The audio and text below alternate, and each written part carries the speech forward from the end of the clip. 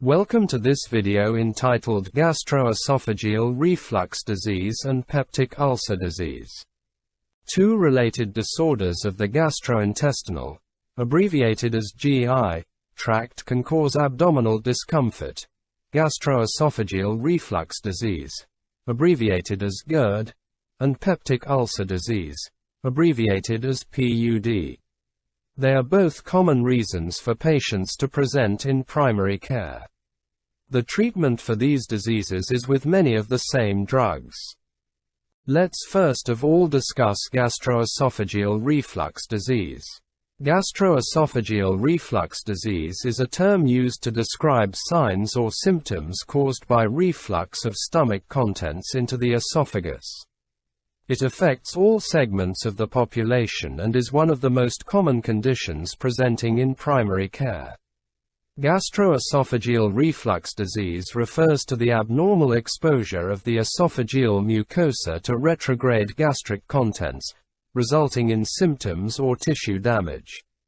The concept of gastroesophageal reflux and its consequences was first described in a landmark article by Winkelstein in 1935, who suggested that gastric secretions caused mucosal damage.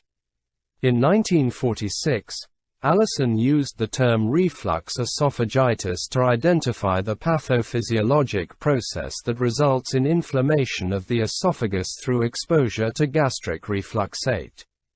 Gastroesophageal reflux disease is one of the most prevalent conditions in the GI tract, affecting approximately 360 out of 100,000 people, according to Shaheen and Provenzale in 2003.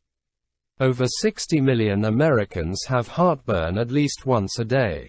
Of patients with gastroesophageal reflux disease symptoms, 40% to 60% have reflux esophagitis and only 10% have erosive esophagitis.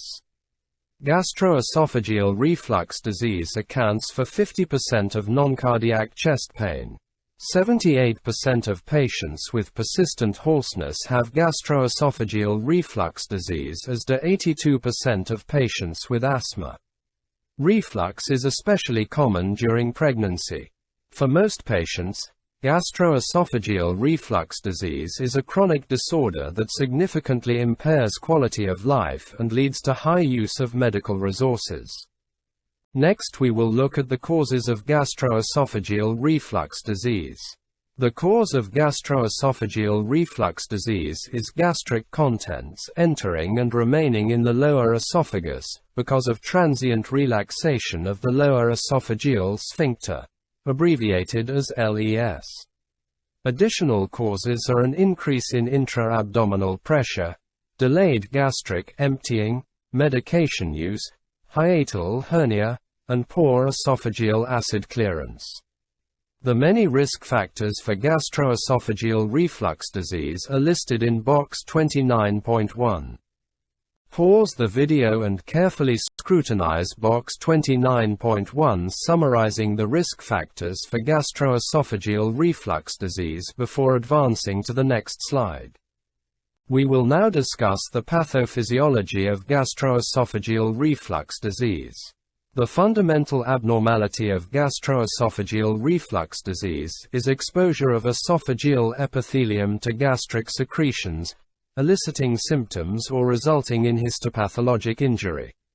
Under normal circumstances, the lower esophageal sphincter, located at the gastroesophageal junction, provides an anti-reflux barrier. The mechanisms by which esophagogastric junction incompetence occur are as listed below. 1. Transient lower esophageal sphincter relaxation. 2. Abdominal strain from increased gastric volume secondary to delayed gastric emptying. 3. Aggressive refluxate passing through the patulous lower esophageal sphincter. 4. Impaired esophageal epithelium defense mechanisms. 5. Motility abnormalities causing impaired clearance of reflux materials. And 6. Hiatal hernia. Transient lower esophageal sphincter relaxation is part of a normal reflex that permits gas to escape from the stomach to facilitate belching. Stress reflux and free reflux become increasingly likely as lower esophageal sphincter pressure decreases as a result of exposure to fatty foods, gastric distension, alcohol consumption, and smoking. In addition, many medications used to treat other common medical conditions have been associated with altered lower esophageal sphincter tone. They include nitrates, theophyllenes, oral contraceptives, calcium channel blockers, especially nifedipine, marketed as Procardia, and others, as listed in Box 29.1. The composition and volume of gastroesophageal refluxate are important factors in gastroesophageal reflux disease. It has been demonstrated that a high degree of esophagus exposure to acid facilitates esophageal mucosal injury and increases the severity of the disease. One of the distinguishing characteristics between patients with gastroesophageal reflux disease and others is the effectiveness of the esophageal defense mechanisms. There are four main defensive forces against development of reflux esophagitis, namely, 1. A competent gastroesophageal junction, as previously discussed. 2. Effective clearance of refluxed material. 3. Neutralization of acid by salivary bicarbonate and secretion of bicarbonate by submucosal esophageal glands. And 4. An intact diffusion barrier of the esophageal mucosa. The defense mechanism most commonly altered in patients with gastroesophageal reflux disease is prolonged acid clearance time. Normally, most fluid is cleared from the esophagus, leaving only a small amount that is eventually neutralized by swallowed saliva. In patients with gastroesophageal reflux disease, the main contributors to impaired acid clearance are peristaltic dysfunction of the esophagus and reflux associated with hiatal hernia. Pause the video and carefully scrutinize Box 29.2 summarizing the symptoms of gastroesophageal reflux disease before advancing to the next slide. Pause the video and carefully scrutinize Box 29.3 summarizing the clinical stages of gastroesophageal reflux disease before advancing to the next slide. Next we will progress to the diagnostic criteria of gastroesophageal reflux disease. For the most part, gastroesophageal reflux disease is a clinical diagnosis that may be objectively confirmed by a very good history and some diagnostic tests. The symptoms of gastroesophageal reflux disease are varied and range from the classic heartburn or regurgitation to atypical presentation of chest pain, hoarseness, asthma, or cough. Heartburn and regurgitation are very sensitive and specific for diagnosing gastroesophageal reflux disease. However, up to 50% of patients with endoscopic evidence of esophagitis present with atypical symptoms.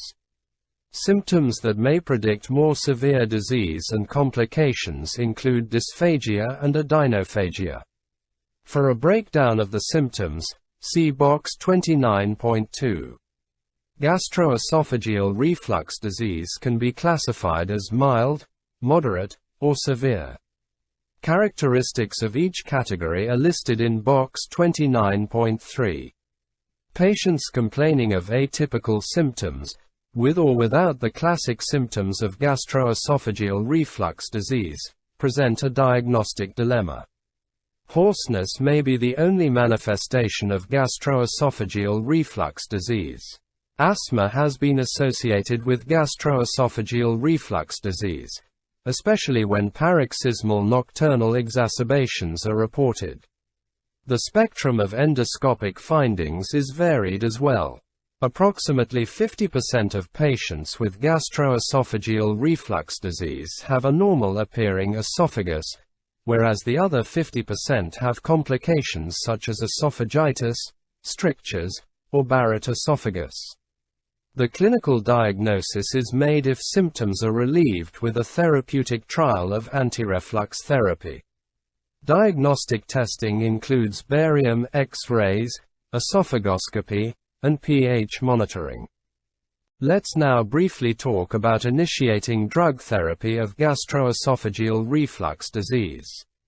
The cornerstones of therapy are lifestyle modifications that include elevating of the head of the bed, decreasing fat intake, stopping smoking, and avoiding recumbency for 3 hours after meals. These modifications may be sufficient for symptom control in patients with mild disease. However, the clinical efficacy of lifestyle changes alone is limited, and symptoms usually continue. Therefore, drug therapy is usually required in addition to lifestyle modifications. Next we will discuss the goals of drug therapy. The goals of drug therapy are 2. 1. Relieve symptoms. 2. Heal the esophageal mucosa. 3. Prevent complications. And 4. Maintain remission. An empirical trial of symptom-relieving medications may be the most expeditious way to diagnose gastroesophageal reflux disease in those with classic symptoms. Those with classic symptoms are given 2 weeks of therapy with a histamine 2 receptor antagonist, abbreviated as H2R, or a proton pump inhibitor, PPI, 30 to 60 minutes before the first meal of the day. If the histamine 2 receptor antagonist twice a day does not relieve symptoms, the patient is switched to a proton pump inhibitor daily. If a proton pump inhibitor has been tried and the patient still has symptoms, the dose is increased or an additional dose is given 30 minutes before the evening meal. If there is response to therapy, the patient is continued on therapy for 8 to 12 weeks. The dosage is then tapered over 1 month to the lowest dose that gives the patient relief. If the symptoms recur, the patient is again given the initial effective medication and dose, and further testing is recommended. If the initial therapy does not produce symptom relief, diagnostic testing is recommended. Gastroesophageal reflux disease is a chronic, relapsing disease, so recurrence of reflux symptoms and esophagitis is frequently observed, and is resolved only in a minority of patients once therapy is discontinued. Symptoms can recur quickly if therapy is stopped or the drug dose decreased.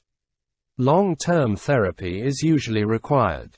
Drugs used to treat gastroesophageal reflux disease act to decrease acid secretion and decrease or neutralize the acidity of gastric acid.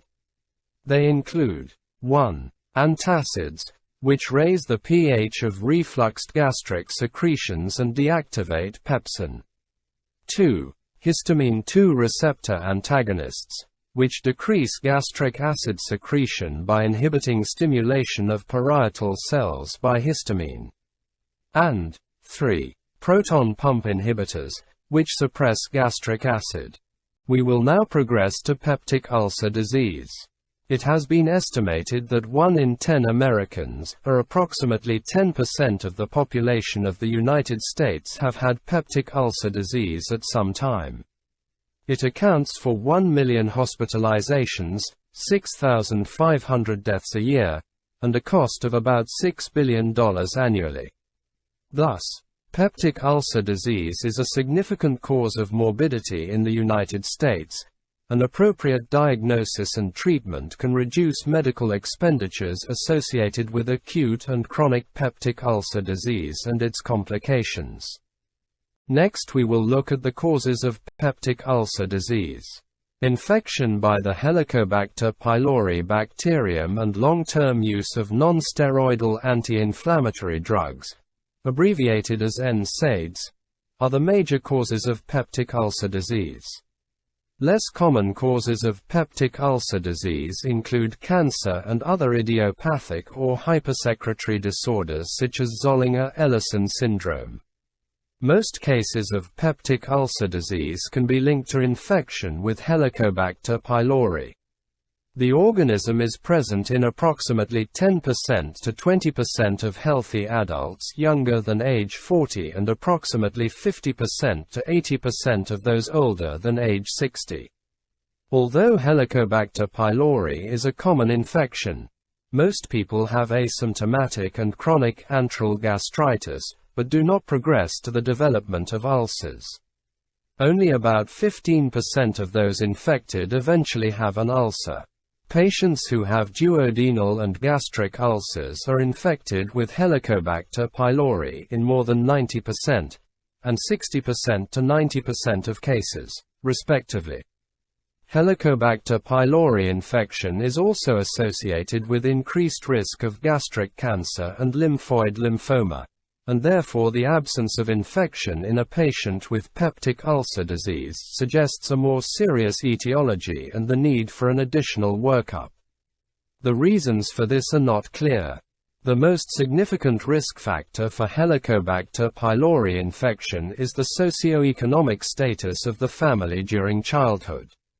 Evidence supports various routes of transmission, e.g., oral-oral, fecal-oral, or iatrogenic, but no one route has been clearly identified as a more likely source.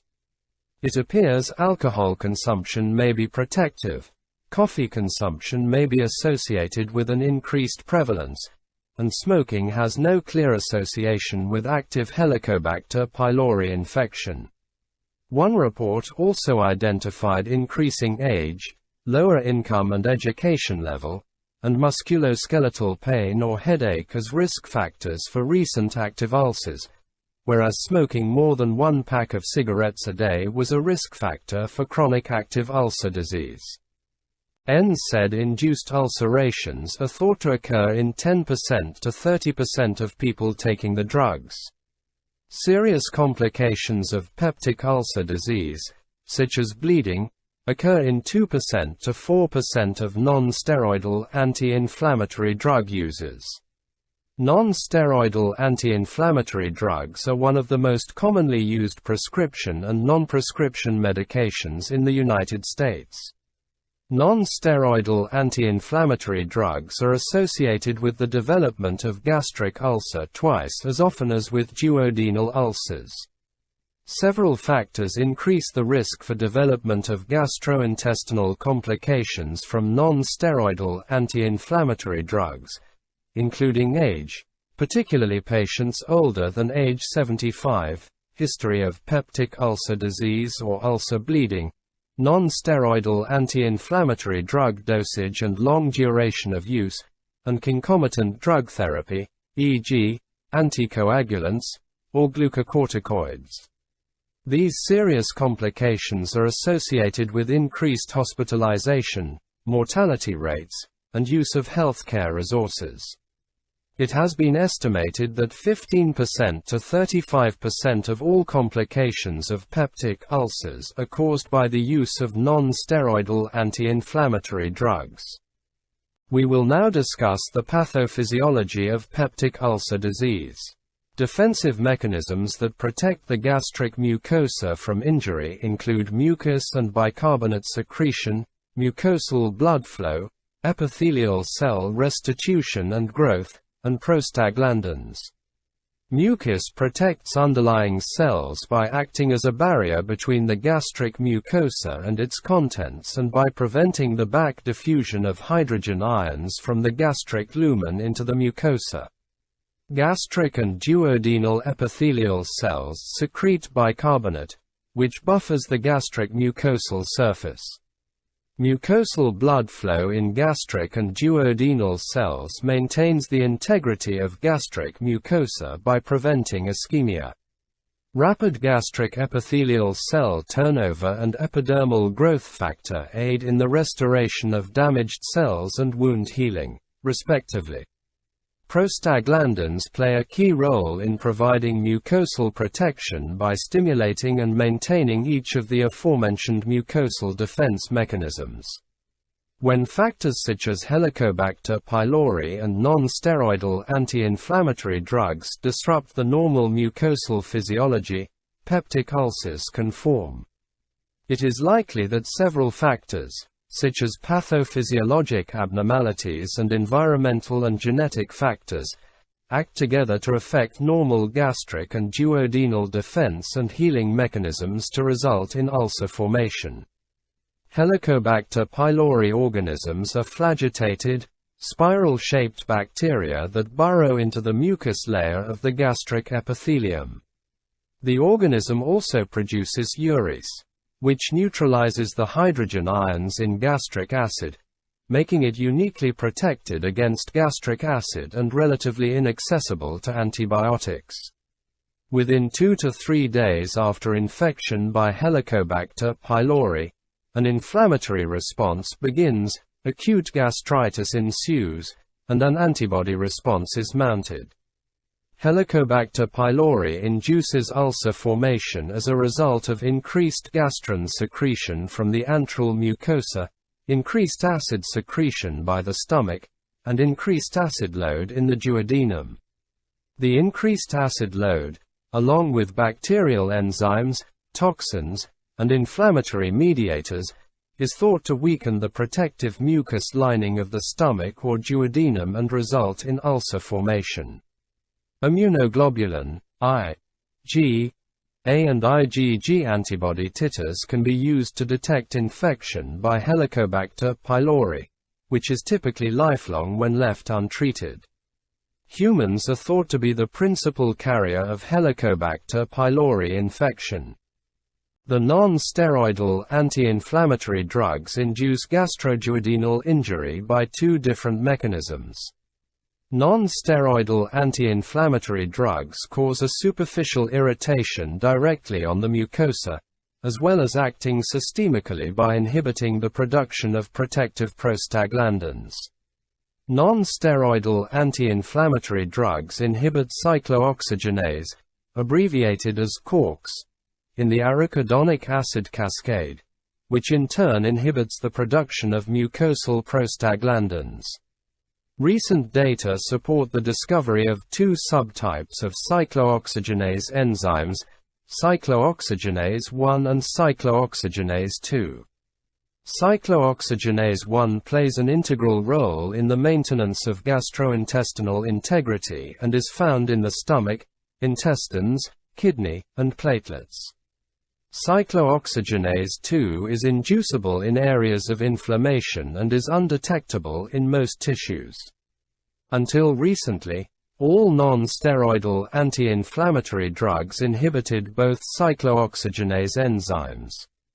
Newer non-steroidal anti-inflammatory drugs selectively inhibit cyclooxygenase 2 to a great extent and have the potential for an improved gastrointestinal side effect profile compared with older non-steroidal anti-inflammatory drugs that inhibit both cyclooxygenase enzymes. Selective cyclooxygenase 2 inhibitors have comparable efficacy with older non-steroidal anti-inflammatory drugs, but may be associated with a lower risk for development of non-steroidal anti-inflammatory drug-induced ulcers. The basic understanding of topical versus systemic toxic effects of non-steroidal anti-inflammatory drugs is still unclear. A considerable amount of debate continues in the literature regarding the relative roles each of these mechanisms play in the pathogenesis of non-steroidal anti-inflammatory drug-induced ulcers. Next we will discuss the diagnostic criteria of peptic ulcer disease. Classically, peptic ulcer disease is characterized by symptoms of epigastric pain and dyspepsia. These are typical presenting symptoms that occur in approximately 2/3 of patients with duodenal and 1/3 of patients with gastric ulcer. The symptomatology of peptic ulcer disease is considered to be relatively nonspecific and does not assist in the differentiation of duodenal versus gastric ulcer. In addition, pain does not correlate well with ulcer presence or healing. Non-steroidal anti-inflammatory drug-induced ulcers are less likely to cause symptoms compared with peptic ulcer disease associated with Helicobacter pylori infection. Numerous methods, both invasive and non-invasive, are available for diagnosing infection by Helicobacter pylori. Urey's tests, culture, and polymerase chain reaction, performed after endoscopy and biopsy, are considered to be invasive tests, whereas serology, stool antigen, and the urea breath test are considered non-invasive.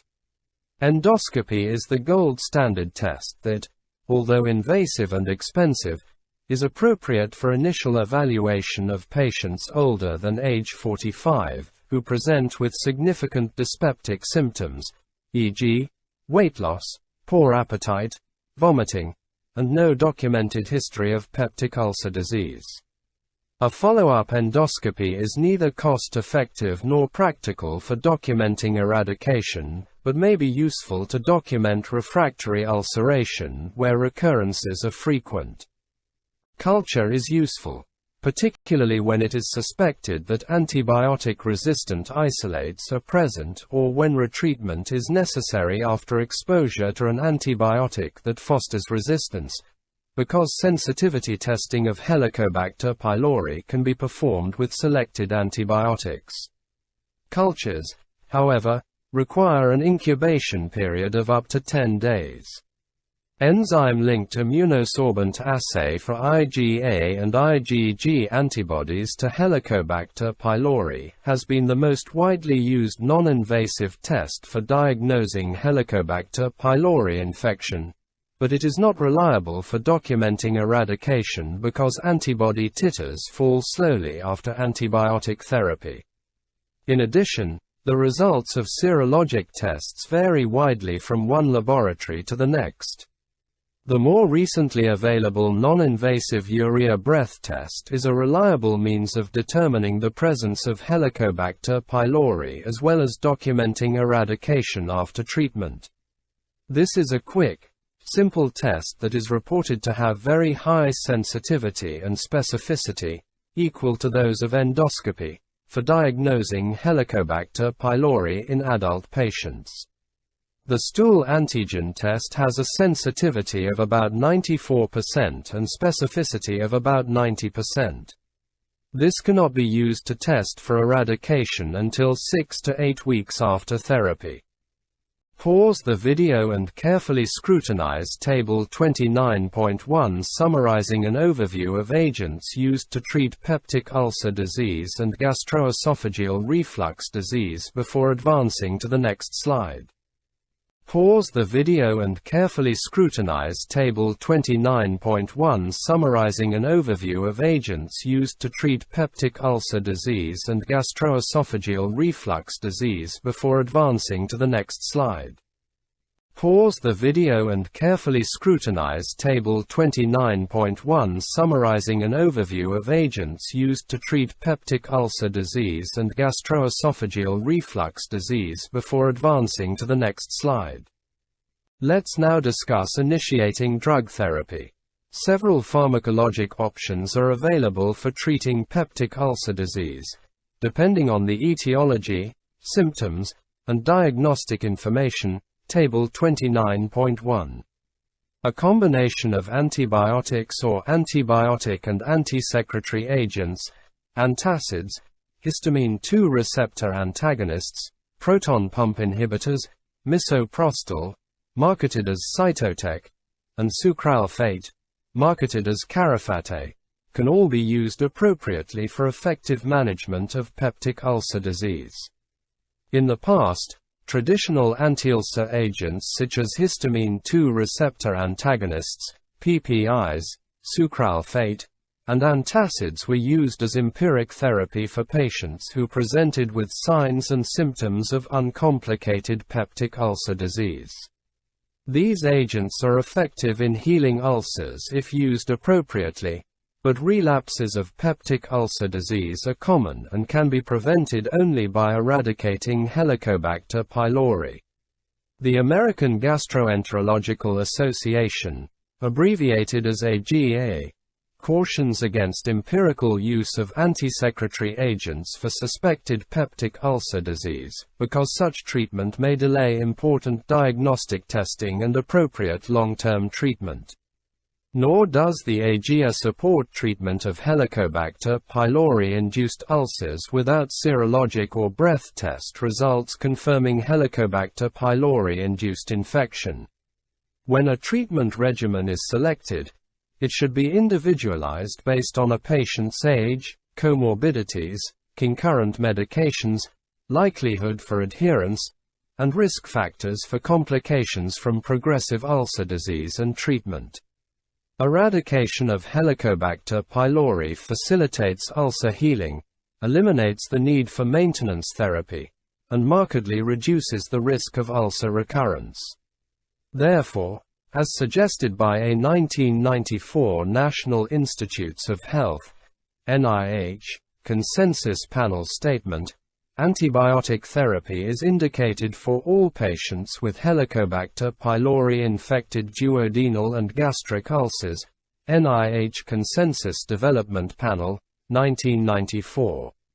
Available regimens are complex and expensive, have side effects, and require 7 to 14 days of at least 3 agents to achieve cure rates exceeding 80%. To complicate decision-making, the study design and drug dosages and schedules, and thus eradication rates, of trials evaluating regimens for treatment of Helicobacter pylori vary greatly. We will now discuss the goals of drug therapy.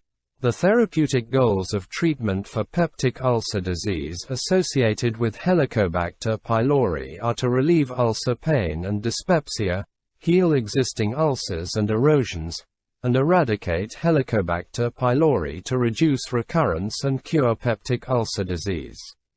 Although the goals for treating non-steroidal anti-inflammatory drug-induced peptic ulcer disease are similar, an additional consideration is identifying an alternative to the non-steroidal anti-inflammatory drug for pain management, if possible, or prophylaxis to prevent further ulceration if treatment with a non-steroidal anti-inflammatory drug continues. Prophylaxis could include changing to an enteric-coated non-steroidal anti-inflammatory drug that can be taken with meals, adding misoprostol to the therapeutic regimen, or switching to a non-steroidal anti-inflammatory drug with COX-2 selectivity that may be associated with less gastrointestinal toxicity.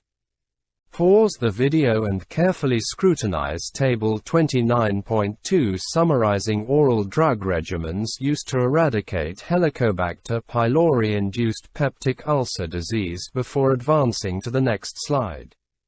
We will now discuss the drugs used in treatment of gastroesophageal reflux disease and peptic ulcer disease. Let's begin with antibiotics. The antibiotics used to treat PUD work in various ways, as shown in Table 29.2. We will begin with clarithromycin. Clarithromycin, marketed as Biaxin, is a macrolide antibiotic that, like azithromycin, marketed as Zithromax, is more acid-stable than erythromycin, marketed as Eric, and inhibits bacterial protein synthesis. The half-life of clarithromycin is 3 to 4 hours, twice that of erythromycin but significantly shorter than that of azithromycin.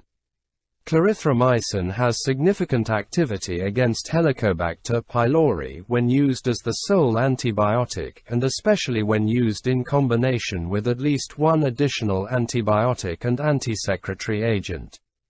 However, resistance to clarithromycin develops rapidly, so it should not be used in subsequent regimens once a treatment failure has occurred. Clarithromycin is commonly used at a dose of 500 mg twice daily.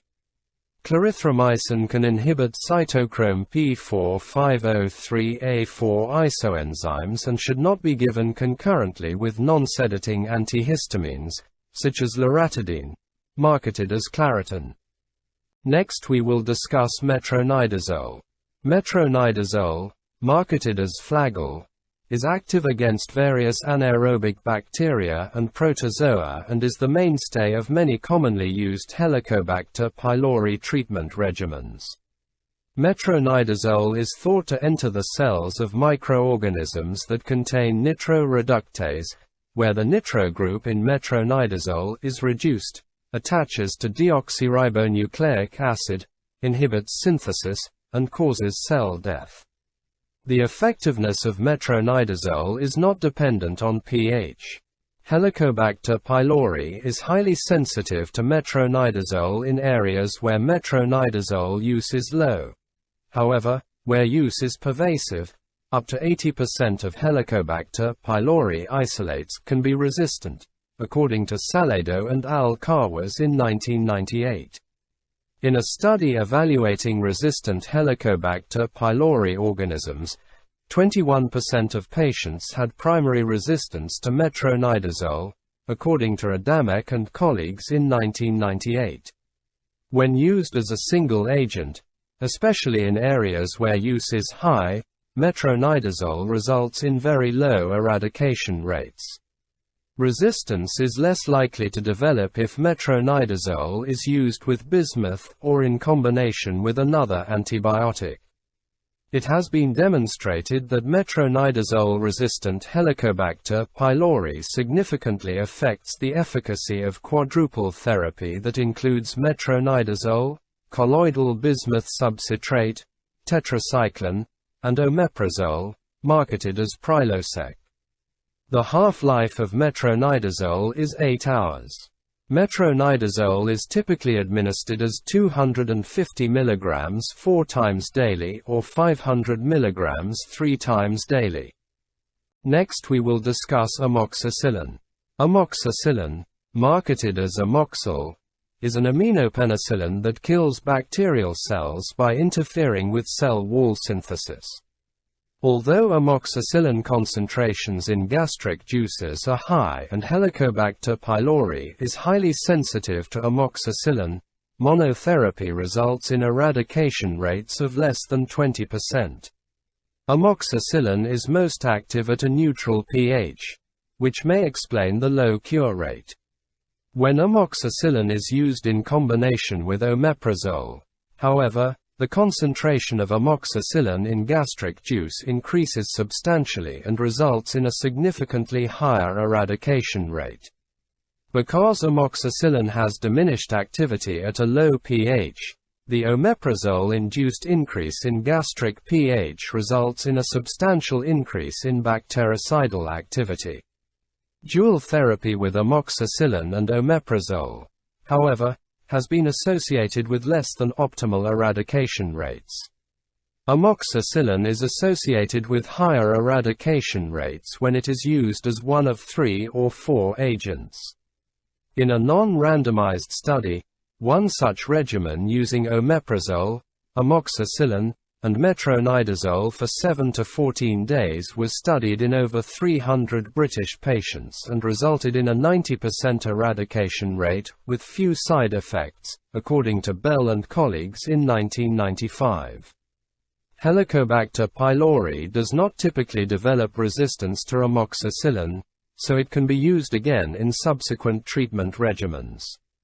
Amoxicillin is typically administered at a dose of 500 mg 4 times daily. We will now look at tetracycline. Tetracycline inhibits bacterial protein synthesis and is used for a wide variety of gram-positive and gram-negative bacterial infections. Tetracycline is stable at a low pH and acts topically against Helicobacter pylori.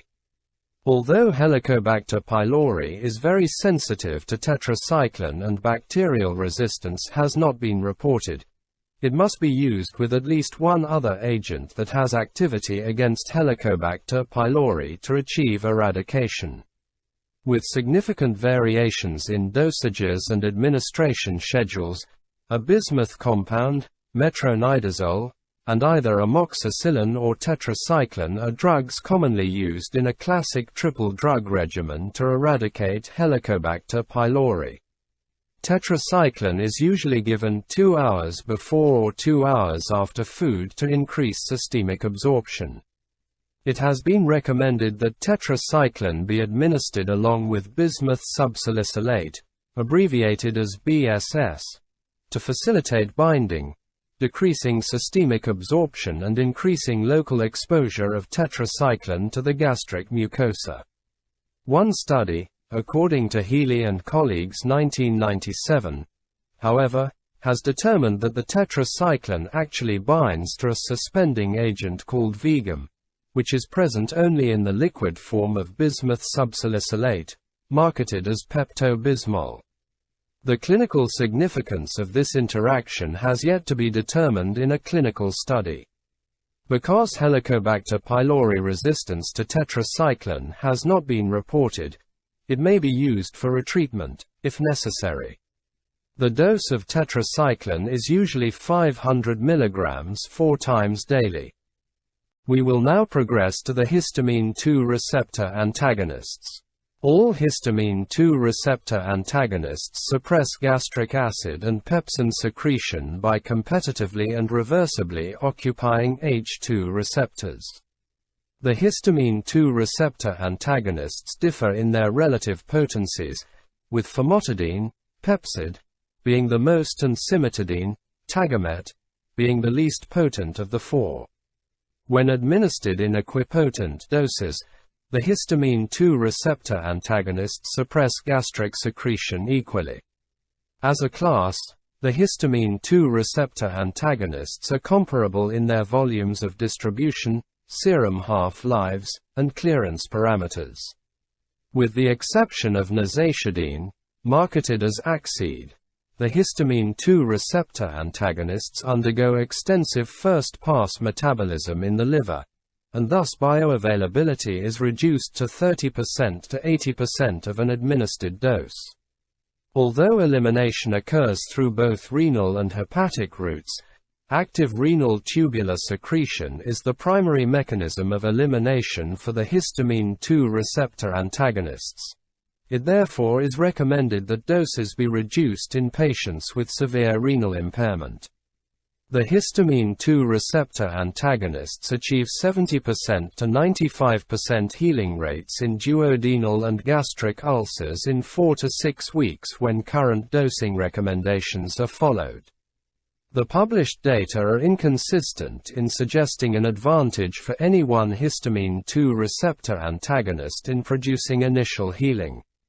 Multi-center, randomized, double-blinded, comparative studies of ranitidine, marketed as Zantac, with cimetidine, nazashidine, or famotidine have demonstrated equal efficacy and tolerability in treating and maintaining healed lesions in duodenal ulcers. Although the healing rates in gastric ulcers for the histamine 2 receptor antagonists are relatively lower than in duodenal ulcers, the rates are very similar between the different agents used. As part of triple or quadruple therapy, the histamine 2 receptor antagonists play an important role in treating peptic ulcer disease of an infectious origin. Symptom relief occurs more readily and efficacy rates may be higher when an antisecretory agent, such as an histamine 2 receptor antagonist, is added to a regimen. The histamine 2 receptor antagonists also may improve the activity of some antibiotics by increasing gastric pH. Ranitidine is the most widely studied histamine 2 receptor antagonist used in anti-Helicobacter pylori regimens and is available in combination with a bismuth compound as ranitidine bismuth citrate. The histamine 2 receptor antagonists used in Helicobacter pylori regimens are usually dosed once or twice daily. Adverse events associated with histamine 2 receptor antagonists include thrombocytopenia, neutropenia, bradycardia, arrhythmias, confusion, depression, and gynecomastia. Cimetidine and ranitidine have been reported to cause dyskinesia, whereas famotidine and cimetidine can cause impotence, particularly at high doses. Cimetidine is associated with more pharmacokinetic drug-drug interactions than the other histamine 2 receptor antagonists, primarily because of its effect on drug metabolizing enzymes.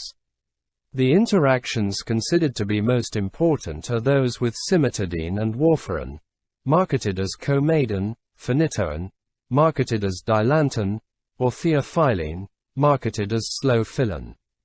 Other interactions, such as those with benzodiazepines and other drugs commonly used in elderly patients, can also be problematic. Large doses of ranitidine may inhibit one of the cytochrome P450 isoenzymes and interfere with metabolism of other drugs. Next we will progress to the proton pump inhibitors. The proton pump inhibitors bind to the proton pump of the parietal wall, inhibiting secretion of the hydrogen ion into the gastric lumen. The binding results in a profound inhibition of both basal and stimulated acid secretion. Proton pump inhibitors relieve pain and heal peptic ulcers more rapidly than the histamine 2 receptor antagonist. The proton pump inhibitors are used once a day 30 to 60 minutes before the first meal of the day for treatment of gastroesophageal reflux disease and are used once or twice a day for treatment of peptic ulcer disease. Notably, as with many other agents used in regimens for eradication of Helicobacter pylori, the overall effectiveness of the proton pump inhibitor regimen can be significantly affected by the dose of the drug. It has been suggested that because these drugs are thought to have direct activity against Helicobacter pylori, the use of higher doses may result in better eradication rates. The most commonly reported treatment-related adverse event during maintenance therapy is diarrhea. Drug interactions with the proton pump inhibitors usually are not clinically significant. We will now discuss the other agents. Let's begin with bismuth subsalicylate. The mechanism of action of bismuth against Helicobacter pylori is complex and involves the inhibition of protein, cell wall, and adenosine triphosphate synthesis as well as a topical action to prevent adherence of Helicobacter pylori to gastric epithelial cells. With cure rates of approximately 10%, bismuth is not effective as a single agent for eradication. When used in combination with at least 2 additional antibiotics, however, significant eradication of Helicobacter pylori is achieved. In the United States, bismuth is formulated as bismuth subsalicylate in chewable tablets and liquid and ranitidine bismuth citrate tablets, marketed as Tritec. Each bismuth subsalicylate tablet and 15 ml of liquid contains 262 mg of bismuth, which is not absorbed, and 100 mg of salicylate, which is absorbed, similar to aspirin. Ranitidine bismuth citrate is available in 400 mg tablets and is approved by the U.S. Food and Drug Administration, FDA, for use with clarithromycin. In Europe, bismuth is available as colloidal bismuth subcitrate. Thus, many published studies conducted in countries other than the United States have involved administration of this compound to patients with peptic ulcer disease. The short half-life of bismuth results in the need for 3 to 4 times daily dosing of the product, although the ranitidine bismuth citrate dose is taken twice daily. Because Helicobacter pylori does not develop resistance to bismuth after repeated exposure, it may be used for retreatment when necessary. Next we will discuss antacids. The numerous antacids available consist primarily of sodium bicarbonate, calcium carbonate, aluminum salts, and magnesium salts. The inorganic salts of antacids dissolve in gastric acid and release anions that partially neutralize the hydrochloric acid in the stomach. In usual doses, by increasing the gastric pH above 4, antacids inhibit the activity of pepsin. Antacids are minimally absorbed, and their neutralizing action on acid is local rather than systemic. When used to treat peptic ulcer disease, antacids must be administered many times daily in large doses. This frequent administration is not practical and can potentially decrease the absorption of many drugs. Antacids are not used to heal ulcers, but may be helpful when used in combination with other anti-ulcer agents for intermediate, rapid relief of ulcer pain or dyspepsia.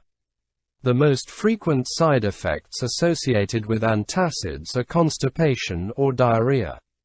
Sodium bicarbonate is limited to short-term use because of an increase in urinary sodium content as well as its potential to alter systemic pH. Calcium carbonate has been associated with hypercalcemia and acid production through the release of gastrin. Aluminum antacids may cause hyperaluminemia in patients with chronic renal failure. Similarly, hypermagnesemia, characterized by hypotension, nausea, vomiting, and electrocardiographic changes, may occur with continued administration of magnesium antacids in patients with renal impairment. Antacids may potentially cause drug interactions by altering the rate and the extent of absorption of concomitantly administered drugs. Next we will look at sucralfate. Sucralfate is a sulfated disaccharide compound with aluminum hydroxide that forms polyvalent bonds with damaged tissues as well as with normal gastrointestinal mucosa. This complex adheres to an ulcer site, providing a barrier that prevents the penetration of acid, pepsin, and bile into gastric mucosa. Because sucralfate acts locally and is minimally absorbed from the gastrointestinal tract, it is mostly excreted in the stool. Sucralfate, at 4 grams per day, is as effective as ranitidine or cimetidine in promoting healing of duodenal and gastric ulcers and in rapidly relieving symptoms. Systemic adverse effects are rarely observed for sucralfate because of its minimal absorption. Of these side effects, constipation is most frequently reported. There has been concern over aluminum retention when sucralfate is administered to patients with impaired renal function. In addition, the aluminum released may chelate other drugs that are administered simultaneously. Although sucralfate is approved by the FDA for the treatment and maintenance of duodenal ulcers and is commonly used for stress ulcer prophylaxis, there is no role for sucralfate in the eradication of Helicobacter pylori. We will now progress to misoprostol. Misoprostol, a prostaglandin E1 analog, inhibits the secretion of gastric acid, both basally and in response to food, histamine, pentagastrin, and coffee, by a direct action on parietal cells. Misoprostol has cytoprotective effects on the integrity of the gastric mucosa exposed to noxious stimuli. Misoprostol is an effective healing agent for patients with duodenal ulcers. However, it has FDA approval only for preventing non-steroidal anti-inflammatory drug-induced gastric ulcers. Several placebo-controlled studies have demonstrated that misoprostol significantly reduces duodenal ulcer development in patients taking non-steroidal anti-inflammatory drugs. When used to treat duodenal ulcers, misoprostol is not more effective than the histamine 2 receptor antagonists, and it has a worse adverse effect profile. The mucosa trial demonstrated that misoprostol was significantly more effective than placebo. However, in preventing non-steroidal anti-inflammatory drug-induced ulcer complications in high-risk patients, according to Simon and colleagues in 1996. Convincing data that misoprostol is effective in patients taking non-steroidal anti-inflammatory drugs who have clinical ulcers are limited. These ulcers heal faster when the non-steroidal anti-inflammatory drug therapy is discontinued, but can be managed with an histamine 2 receptor antagonist or, ideally, with a proton pump inhibitor if the non-steroidal anti-inflammatory drug therapy continues. Moreover, misoprostol does not relieve pain in patients with ulcers. Consensus panel recommendations suggest avoiding the use of non-steroidal anti-inflammatory drugs in patients who develop ulcers while taking non-steroidal anti-inflammatory drugs and misoprostol, although published data in this regard are limited. The dose of misoprostol does not need adjustment in patients with renal impairment. The most frequently reported adverse event for misoprostol is diarrhea, which occurs in up to 40% of patients. The disorder can be severe enough to warrant the discontinuation of treatment. Studies indicate a dose-response relationship for diarrhea, ranging from 6% to 39% depending on the dosage regimen. Misoprostol also may cause vaginal bleeding in postmenopausal women and should be avoided in women who are pregnant. Women taking misoprostol during childbearing years should be advised regarding appropriate use of contraception and should have a negative pregnancy test before beginning therapy. We will now look at selecting the most appropriate agent for gastroesophageal reflux disease. Reflux esophagitis is a chronic disease that is likely to relapse, with 75% to 92% of patients reporting recurrence of symptoms 6 to 12 months after therapy is discontinued. Predictably, patients with more severe cases of gastroesophageal reflux disease have higher relapse rates. Continued relapse puts the patient at risk for complications of esophagitis as well as deterioration of esophageal function. Thus, maintenance acid suppressive therapy is often necessary. Reducing the dosage of the medication or attempting maintenance with a less potent agent than used in healing also often results in recurrence. Long-term suppression of acid secretion in patients infected with Helicobacter pylori appears to promote the proximal spread of the infection and the development of atrophic gastritis. This could in turn result in an increased risk of gastric cancer. Therefore, the European Helicobacter pylori Study Group, abbreviated as EHPSG in 1997, considered it advisable on the basis of supportive evidence that H. pylori should be eradicated when gastroesophageal reflux disease requires long-term treatment with proton pump inhibitors. Next we will discuss first-line therapy. In patients with mild gastroesophageal reflux disease, that is symptoms fewer than 3 times a week, lifestyle changes are often effective, although drug therapy may be indicated. In moderate to severe gastroesophageal reflux disease, drug therapy, Table 29.3, is needed along with lifestyle changes, as shown in Figure 29.1. And now we will look at second-line therapy. Histamine 2 receptor antagonists are used as first-line therapy for mild gastroesophageal reflux disease. The most effective treatment for initial therapy is twice-daily dosing, with the first dose in the morning and the second dose approximately 1 hour after the evening meal. If symptoms diminish by 90%, therapy is continued for 2 to 3 months. The dose is then tapered and the daily dose stopped. The drug may then be used on an as-needed basis. A proton pump inhibitor can be used in place of a histamine 2 receptor antagonist. These drugs provide more complete control of acid secretion than histamine 2 receptor antagonists and are the most effective agents for treating gastroesophageal reflux disease. Approximately 83% of patients report symptom relief. Treatment is recommended for 8 to 12 weeks.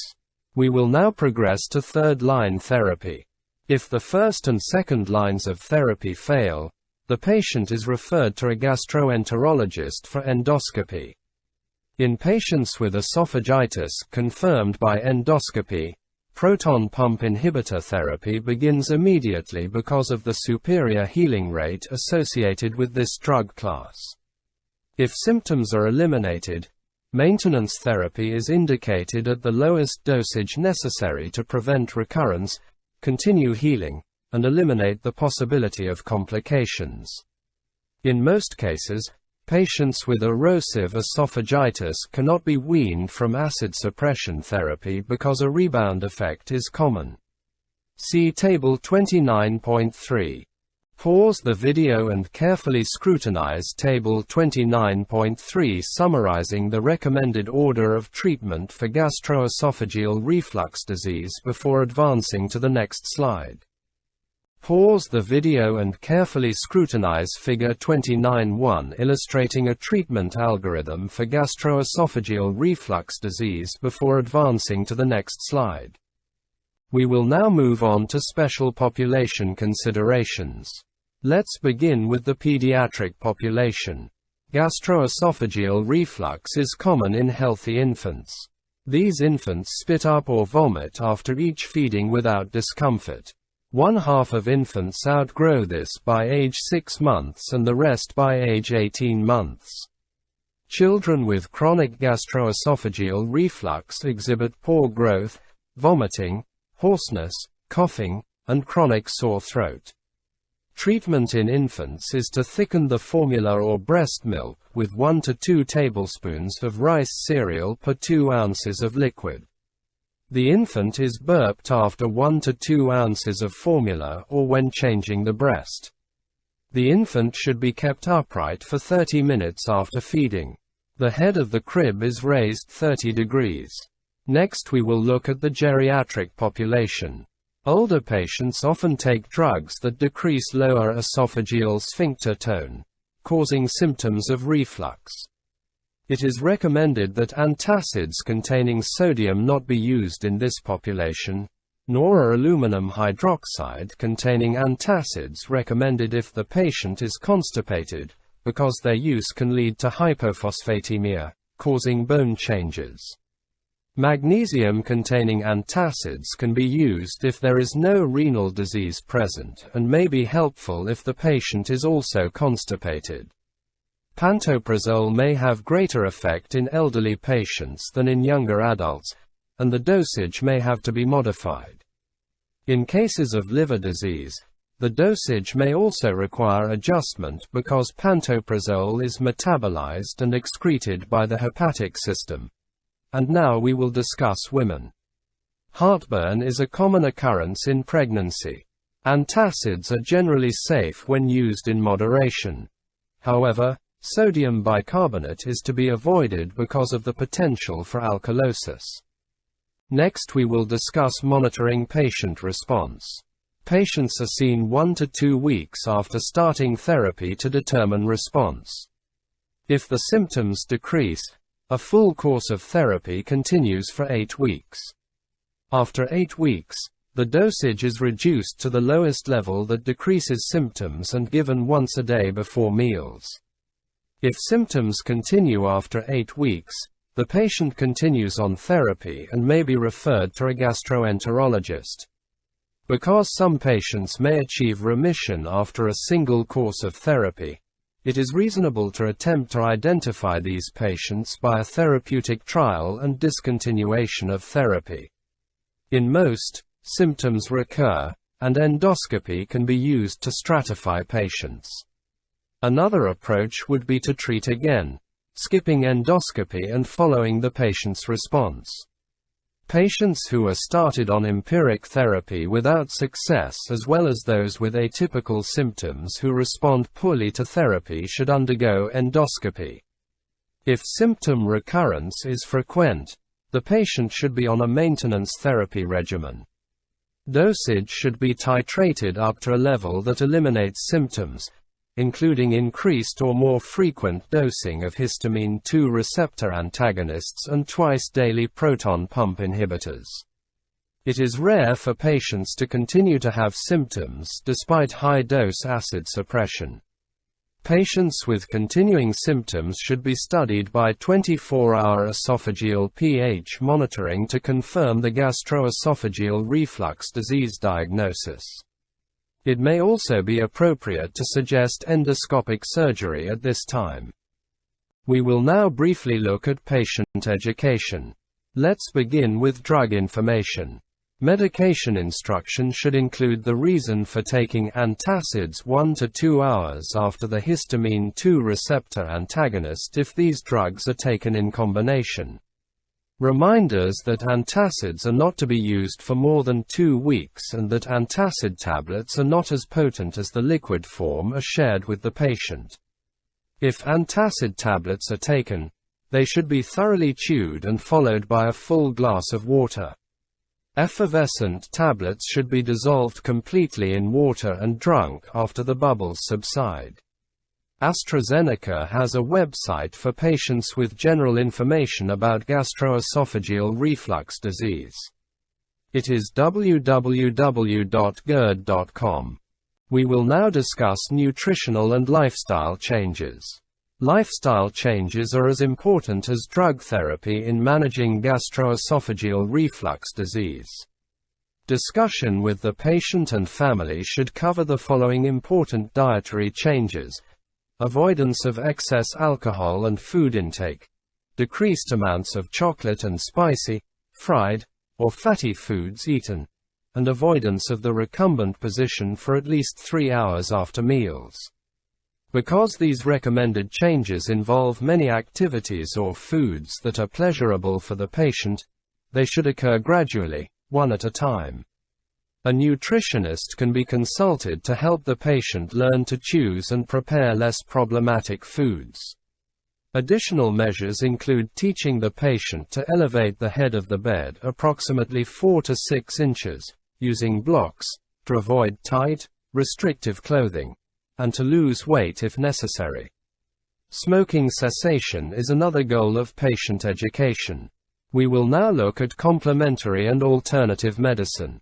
Peppermint is used by some for the treatment of gastroesophageal reflux disease. It relaxes the sphincter of Oddi by reducing calcium influx and stimulates bile flow in animals by the chloretic action of its flavonoid components. The menthol has a direct spasmolytic effect on smooth muscle of the digestive tract.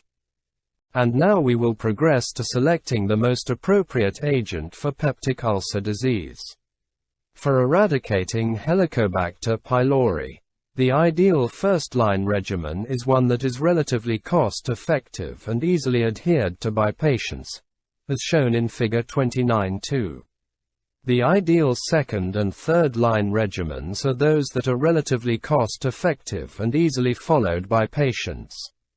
Continuing anti-secretory maintenance therapy for more than 2 weeks following antibiotic treatment is unnecessary after Helicobacter pylori eradication unless patients have concomitant gastroesophageal reflux disease. Let's begin with first-line therapy. There are several regimens used to treat Helicobacter pylori. Treatment is for 10 days. Table 29.2 lists the regimens. Next we will look at second-line therapy.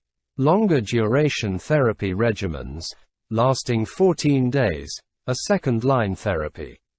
This improves the outcome by 10%. And now we will discuss third-line therapy. Third-line therapy is endoscopy and biopsy to establish a definitive diagnosis. Next we will discuss preventive therapy in non-steroidal anti-inflammatory drug-induced peptic ulcer disease. Clinical data do not support the use of misoprostol or a proton pump inhibitor to prevent ulcers in all patients taking peptic ulcer diseases.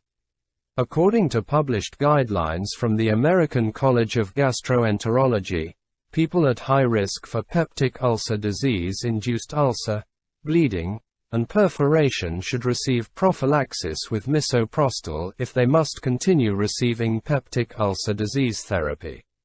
The proton pump inhibitors are acceptable alternatives for patients at risk for gastrointestinal complications from peptic ulcer diseases. Factors that increase the risk for development of these complications include prior history of a gastrointestinal event, age older than 60, use of a higher dose of an peptic ulcer disease, and concurrent corticosteroid or anticoagulant use.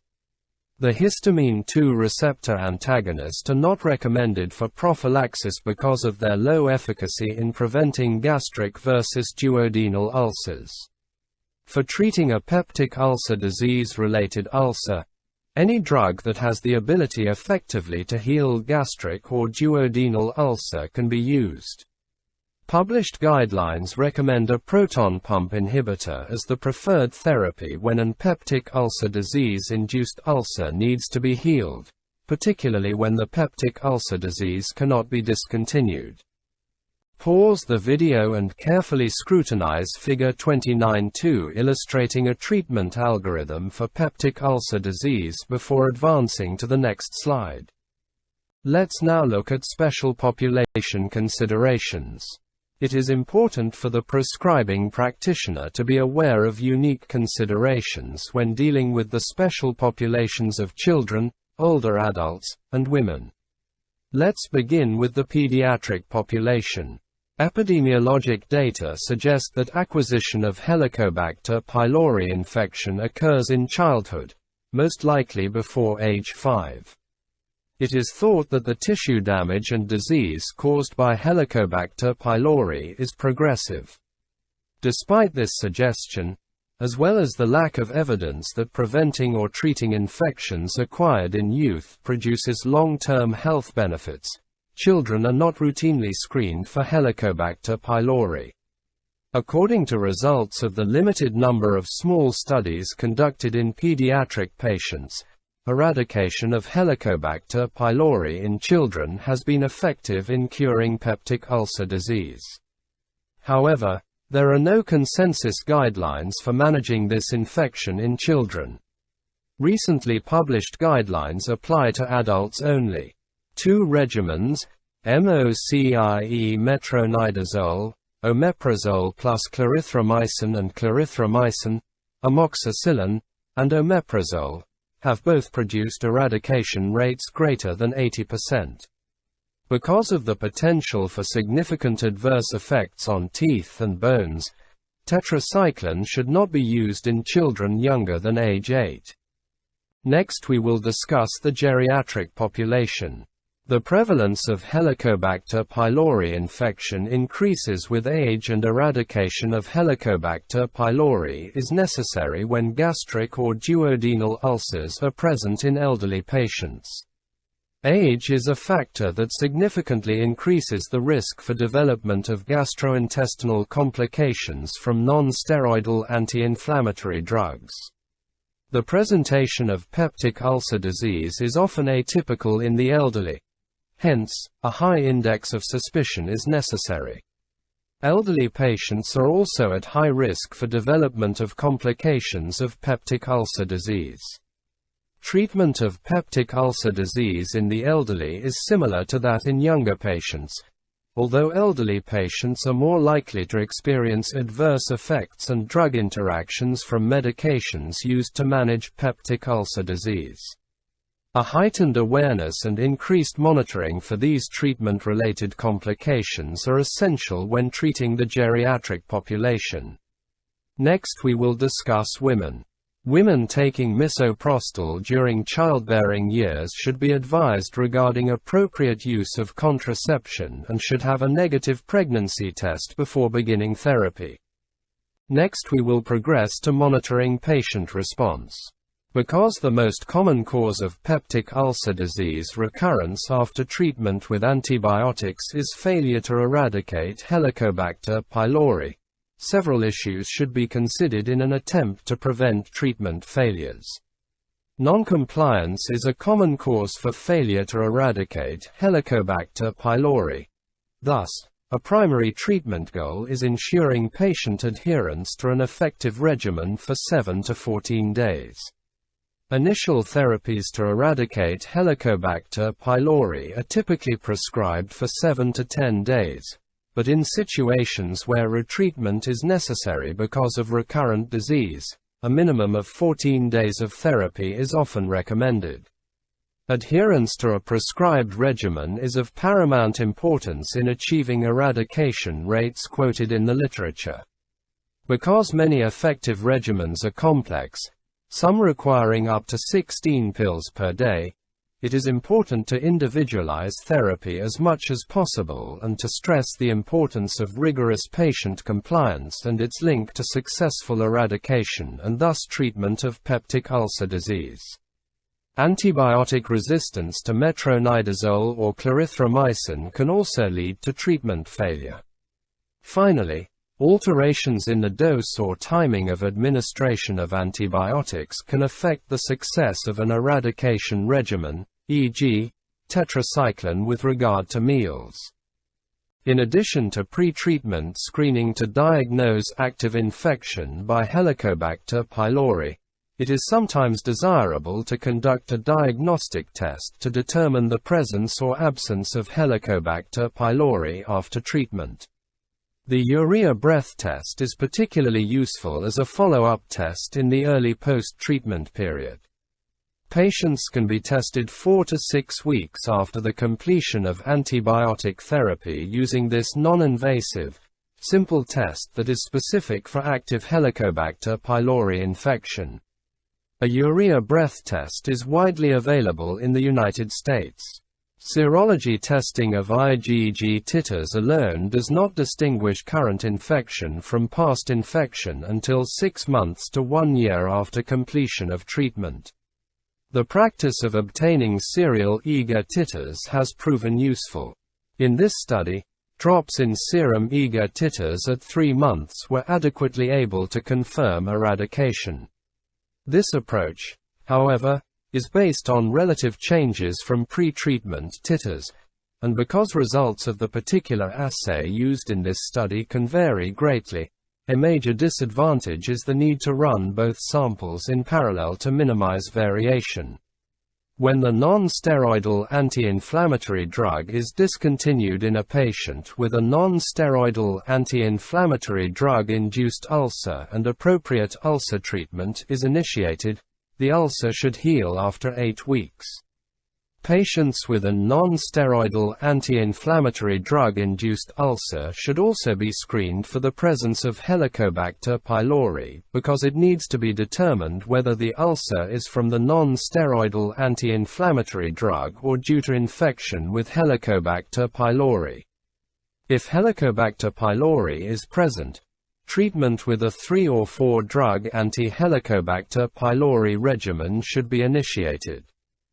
We will now proceed to patient education. Let's begin with drug information. Antacids can be used along with other anti-ulcer drugs for more immediate relief of symptoms of dyspepsia. Also, it is important for patients to understand that Helicobacter pylori infection can be cured with the appropriate antibiotic therapy. The adverse effects of the therapy can be unpleasant, but the patient is to be encouraged to finish the therapy to ensure eradication. Information for patients about peptic ulcer disease can be found at www.cdc.gov/ulcer/. Let's now look at nutritional and lifestyle changes. Patients diagnosed with peptic ulcer disease should be encouraged to eliminate cigarette smoking, non-steroidal anti-inflammatory drug use, if possible, and excessive caffeine and alcohol intake. Taking a non-steroidal anti-inflammatory drug with food, reducing the dose of the non-steroidal anti-inflammatory drug, or switching to a potentially less toxic agent such as acetaminophen or a COX-2 inhibitor are possible options in patients taking a non-steroidal anti-inflammatory drug. Stress management initiatives may also aid in peptic ulcer disease symptom relief. And now we will look at complementary and alternative medicine.